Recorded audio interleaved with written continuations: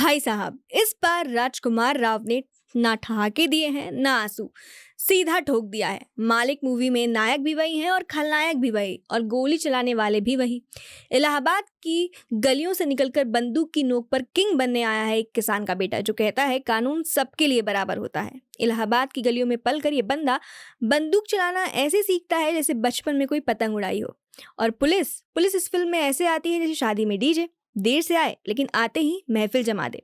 मालिक सिर्फ एक गैंगस्टर की कहानी नहीं है, ये उस बंदे की फाइल है जो पहले पिटा, फिर सीधा उठा और बोला अब कानून मैं लिखूंगा। यहाँ रिश्ते खून से तय होते हैं और कानून व्हाट्सएप के आखिरी सीन की तरह दिखता तो है लेकिन जवाब नहीं देता। तो चलिए खोलते हैं इस फिल्म को का पूरा बही खाता और बताते हैं आपको कि हाल ही में रिलीज हुई मालिक मूवी आपको देखनी चाहिए या नहीं। बात कहानी की करें तो मालिक की कहानी एक ऐसे लड़के की है जो इलाहाबाद के एक गरीब किसान परिवार से आता है। दीपक यानी कि राजकुमार राव जो इस मूवी में मुख्य किरदार निभा रहे हैं, बचपन से ही गरीबी और अन्याय का सामना करता है। अपने परिवार की बेइज्जती और मुश्किलों को देख वह खुद को मजबूत बनाने की ठान लेता है। धीरे धीरे वो इलाके का एक ताकतवर शख्स बन जाता है और अपराध और राजनीति की जाल में फंसता चला जाता है। कहानी में दिखाया गया है कि कैसे दीपक अपने दुश्मनों को हराकर अपने इलाके पर कब्जा करता है, लेकिन उसके सामने सबसे बड़ा संघर्ष उसके अपने परिवार के अंदर छुपे राज और साजिशें होती हैं। कहानी का टर्न तो तब आता है जब वो महसूस करता है कि उसकी असली लड़ाई बाहरी दुश्मनों से नहीं बल्कि अपने ही घर के लोगों से है। फिल्म में सत्ता, परिवार और धोखा के बदले भावनाओं की बहुत ही गहराई से दिखाया गया है। ये कहानी सिर्फ एक गैंगस्टर की नहीं बल्कि उस इंसान की है जिसने खुद को मालिक बनाने के लिए सब कुछ सहा और सब कुछ किया। अगर आपको पूरी कहानी का रोमांच और उसके ट्विस्ट समझने हैं तो फिल्म देखना ही पड़ेगा, क्योंकि आपको इस मूवी में हर मोड़ पर कुछ नया खुलासा देखने को मिलेगा। बात अगर डायरेक्शन की करें तो मालिक की डायरेक्शन में पुलकित ने एकदम रियलिस्टिक वाइब देने की कोशिश की है। उन्होंने 90s के इलाहाबाद की रफ और रॉ एटमॉस्फेयर को अच्छे से कैप्चर किया है, जिससे फिल्म में जो ऑथेंटिसिटी है वो बरकरार है। कहानी को उन्होंने इतना कॉम्प्लेक्स और लेयर्ड बनाया है कि पॉलिटिक्स, क्राइम और फैमिली डायनेमिक्स के बीच अच्छा खासा बैलेंस नजर आ रहा है। उनका कैमरा वर्क और लोकेशन सिलेक्शन भी काफ़ी नेचुरल है, कोई फेक या ओवर ग्लैमराइज्ड कुछ भी फील नहीं होता। लेकिन डायरेक्शन की पेसिंग थोड़ा इनकंसिस्टेंट है। फिल्म का सेकेंड हाफ थोड़ा स्लो पड़ जाता है और कुछ सीन्स में जो सीन है वो ड्रैग किए हुए लगते हैं, जिससे इंगेजमेंट कम हो जाता है। कुछ इंपॉर्टेंट कैरेक्टर्स को डेवलप करने का मौका ही नहीं मिला है, जिससे उनकी डेप्थ कम नजर आती है। ओवरऑल पुलकित का डायरेक्शन सॉलिड है, खासकर स्टोरी टेलिंग और मूड सेट करने में, लेकिन पेसिंग और कैरेक्टर बिल्डिंग में थोड़ी इंप्रूवमेंट की ज़रूरत है। इसी के बाद जहां बात स्क्रिप्ट की आती है वहां फिल्म कमज़ोर पड़ने लग जाती है। राजनीति की चालें, पुलिस की मिलीभगत और एक आम इंसान का धीरे धीरे गुंडों की दुनिया में शामिल होना, ये सब बातें पहले भी कई फिल्मों में देखी जा चुकी हैं। फिल्म में ऐसा कुछ नया नहीं लगता जो आपको चौंकाए या पकड़ कर रखे या कहानी को यादगार बनाए। यही वजह है कि भले डायरेक्शन ठीक हो लेकिन कमज़ोर स्क्रिप्ट की वजह से मालिक एक बहुत खास या अलग फिल्म बनने से चूक गई है। देखा जाए तो आज की ऑडियंस के पास ओटीटी का अच्छा खासा ऑप्शन है। ऐसे में लोगों को थिएटर तक खींच लाने वाली फिल्म को कुछ बड़ा और कुछ नया लाना चाहिए। मालिक उस पैमाने से थोड़ा पीछे हट जाती है।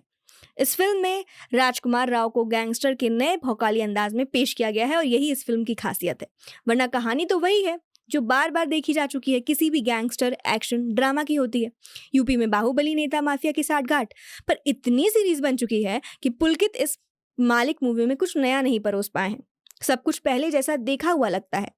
इसके अलावा वो अमिताभ बच्चन के विजय, यश के रॉकी भाई और अल्लू अर्जुन के पुष्पाराज की तरह दीपक के मालिक बनने के पीछे एक मजबूत कहानी भी पेश नहीं कर पाए हैं। लिहाजा इस किरदार के प्रति कोई संवेदना और आपको जुड़ाव महसूस नहीं होगा। ये मालिक गरीबों का मसीहा भी नहीं है, बस कुछ आधा दर्जन गुंडे लेकर अपने विरोधियों को मौत के घाट उतारता रहता है। इंटरवल के बाद सेकेंड हाफ में कहानी अपनी लय खो देती है, क्लाइमैक्स भी कमजोर हो गया है। ऐसा लगता है कि सीक्वल के मुंह में जानबूझकर ऐसा किया है जो आपको निराश कर देगी। हाँ, फिल्म के डायलॉग और एक्शन सीन काफ़ी ज़बरदस्त है, सिनेमेटोग्राफी अच्छी है, सिवाय इसके कि राजकुमार के शॉट्स में थोड़ी और हीरोइज्म लाने की ज़रूरत है। कैमरा वर्क काफ़ी अच्छा है, रंग, लाइट और लोकेशन की पकड़ मजबूत है। केतन सोटा का बैकग्राउंड ठीक है, गानों में सचिन जिगर की संगीत काफ़ी अच्छा है, बैकग्राउंड स्कोर कहानी के साथ मेल खाता है और सचिन जिगर के गाने मेलोडियस हैं और जबान पर टिक जाते हैं। बात गाने की करें तो इस मूवी के 2 गाने ऑलरेडी लोगों के दिमाग में हैं, लेकिन बात जहां आइटम नंबर की आती है, लोग इसे काफ़ी शौक से देखना पसंद करते हैं। यहाँ पर भी ये फिल्म थोड़ी चूक जाती है। जी हाँ, हुमा कुरैशी का दिल थाम के गाना फिल्म में एक स्पेशल अपीयरेंस के तौर पे रखा गया है और इसे आइटम नंबर के तौर पे आप सबके सामने पेश किया गया है, लेकिन इसकी स्टाइलिंग और कोरियोग्राफी बाकी सारे आइटम सॉन्ग से अलग है। हुमा इस गाने में बेहद ग्लैमरस और कॉन्फिडेंट नजर आ रही हैं। उनकी स्क्रीन प्रेजेंस इतनी मजबूत है कि वो पूरे सीन को पूरी तरह से कंट्रोल में रखती हैं। लेकिन प्रॉब्लम ये है कि इस गाने की टाइमिंग ही अलग है और टोन में कुछ व्यूअर्स को शायद पसंद ना आए। कुछ लोगों को ये एक टिपिकल कमर्शियल इंसर्ट की तरह लगेगा, यानी कि एक ऐसा ब्रेक जो जरूरी भी नहीं है। साथ ही मोनिका ओ माय डार्लिंग मूवी में जो राजकुमार और हुमा के बीच में आपको जो तालमेल देखने के लिए मिला था वो यहाँ पे नहीं मिलेगा। बस गाना आता है और खत्म हो जाता है।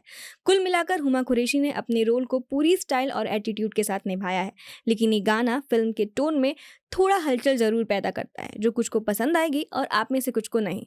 बात अगर एक्टिंग की करें तो राजकुमार राव आपका दिल जीत लेंगे। दिलीप से मालिक बनने तक का राजकुमार राव की बॉडी लैंग्वेज से लेकर आंखों तक आप पे गहरा असर छोड़ेगी। एक्शन से लेकर बाहुबली वाले स्वैग तक राजकुमार राव ने जो ट्रांसफॉर्मेशन किया है वो लाजवाब है। इसके लिए आप थिएटर में तालियां जरूर बजाएंगे। दूसरी ओर शालिनी के किरदार में मानुषी छिल्लर ने भी अपने परफॉर्मेंस से चौंकाया है। उनकी बॉडी लैंग्वेज और पूर्वांचल की बोली दोनों देखकर लगता है कि मानुषी अब सही ट्रैक पर है। एसीपी प्रभुदास बने बंगाली सुपरस्टार प्रसन्नजीत ने बहुत ही बेहतरीन परफॉर्मेंस दिया है। उनका ग्रेट शेड्स कैरेक्टर आपको चौंका देगा। वहीं विधायक बल्हार सिंह बने स्वानंद और सौरभ शुक्ला शंकर सिंह के किरदार में बेहतरीन रूप में नजर आ रहे हैं। सौरभ सचदेवा ने भी बेहतरीन काम किया है। एक लाइन में कहा जाए तो नाम बड़े और दर्शन छोटे हो तो पानी फिर ही जाता है, और कुछ ऐसा ही हुआ इस फिल्म के साथ। जी हाँ, फिल्म की मुश्किल यही है कि ये बहुत ही ज़्यादा प्रिडिक्टेबल। वीकेंड पर इस फिल्म को अगर आप अपने बच्चों के साथ देखने का प्लान कर रहे हैं तो उससे पहले ये जान लीजिए कि मालिक मूवी को ए सर्टिफिकेट मिला है, यानी ये फिल्म सिर्फ एडल्ट ऑडियंस के लिए है। इसमें गालियाँ, हिंसा और कुछ सीन्स भी हैं जो बच्चे या परिवार के साथ देखने लायक नहीं है, खासकर दूसरे हिस्से में जहाँ सबसे ज़्यादा खून खराबा और गुस्से से भरे सीन्स काफ़ी ज़्यादा हैं। अब सवाल कि फिल्म आपको देखनी चाहिए या नहीं, तो मालिक बाहुबली ड्रामा है। अगर आप उन लोगों में से हैं जो गैंग वॉर और अंडरवर्ल्ड डोमेन की फिल्मों के शौकीन हैं, तो ये आपके लिए एक मोस्ट वॉच फिल्म है, लेकिन आपको इस मूवी में कुछ नयापन देखने को नहीं मिलने वाला। वहीं अगर आप किसी तेज तर्रार नई कहानी की उम्मीद लेकर थिएटर में जा रहे हैं तो थोड़ी निराशा हो सकती है। ऐसे में जब ये फिल्म ओटीटी पर आ जाए तो आप ज़रूर देख सकते हैं। थिएटर में जाने से पहले आप 2 बार ज़रूर सोचिए, क्योंकि मालिक में एक्टिंग तो है पर वो एक्स फैक्टर आपको कम नजर आएगा, या फिर कहें ना के बराबर नजर आएगा। रिव्यू पसंद आई हो तो वीडियो को लाइक, चैनल को सब्सक्राइब करना ना भूलें।